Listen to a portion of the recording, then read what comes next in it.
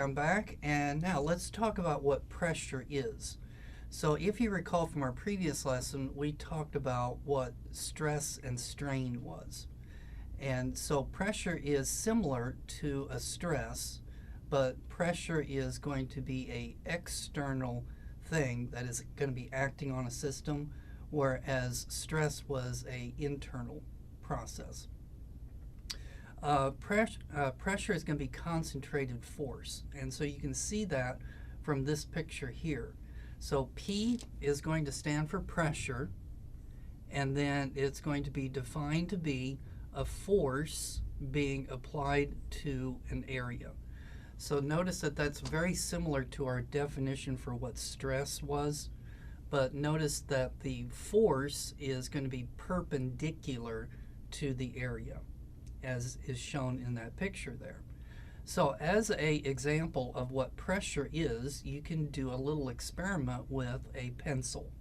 So if you take your pencil and take the pointy end and push it against your finger, don't hurt yourself, but push your finger back a certain distance with the pencil using the pointy end of the pencil. Okay, and then repeat the experiment, but this time use the rubber end of the pencil. Push your finger back the same distance that you did before. So what did you notice about the difference between the two? So you might have noticed that the pointy end hurt more than what the rubber end did, because the pointy end applied more pressure to your finger. And so why is that true? It's because the pointy end had a smaller area. So if you have a small area in the bottom part of the formula, then what comes out gets very, very large. Okay, this also explains why if you're out on the ice and the ice begins to crack, what are you supposed to do? You're supposed to lay flat on the ice. So what's that going to do? That's going to increase the area. So the force is going to be your weight. The area is going to be the area of in contact with the ice. So if you increase the area, it's going to decrease the pressure and make it less likely that you're going to go through the ice. So here's a sample question. Should you use a dull axe or a sharp one to cut wood with? So a sharp axe is going to have less surface area on its tip, so for the same amount of force, it's going to produce more pressure on the wood, cutting the wood better. All right, here is a mathematical one. How much pressure does a tire on a car exert on the ground? So from the internet, a typical car has a weight of about 3,600 pounds, or about 16,000 newtons.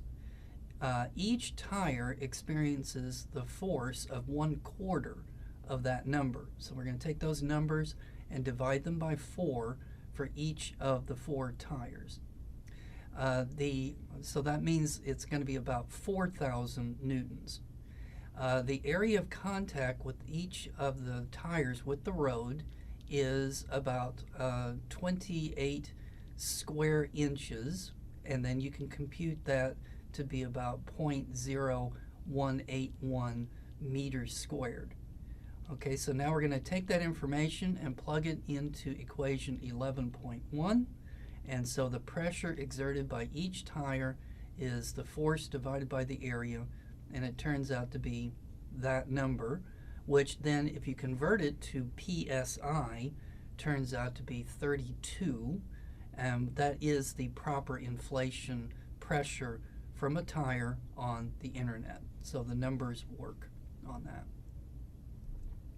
So here are some typical pressures. Now, you can use, for example, the official metric unit for force is going to be the Newton, and then the official metric unit for area is going to be the meter squared. So therefore, the unit for pressure is going to be newtons per meter squared, but in the metric system, that is a Pascal, a PA. So a PA stands for Pascal, and it is 1 Newton per square meter. Now, in the English system of units, instead of force, we're going to use pounds, and then instead of meters squared, we could use feet squared, or we could use inches squared. So if we use inches squared, then it's going to be a PSI, pounds per square inch. And so again, here are some typical pressures that you might have. All right, let's take a break, and when we come back, we will talk about static pressure.